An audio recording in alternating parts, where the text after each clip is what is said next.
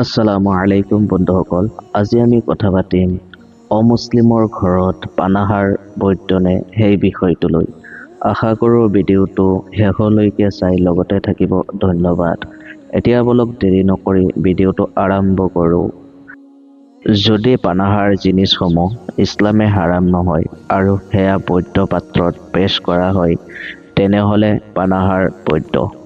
ইছলামী দৃষ্টিত দাৱাতৰ উদ্দেশ্য অমুছলিমৰ খোৱা আৰু খাৱা দোহৰ নহয়, যদিও তেওঁলোকৰ কোনো ধৰ্মীয় আচাৰ অনুষ্ঠানৰ বাবে ক্ৰয়কৃত বা প্ৰস্তুত কৰা কোনো খাবাৰ যি মূলতঃ হালাল হওক, বৈধ নহয়।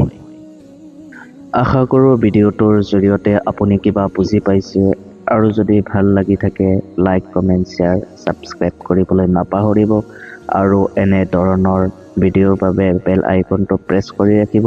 আসসালামু আলাইকুম, আল্লাহ হাফেজ।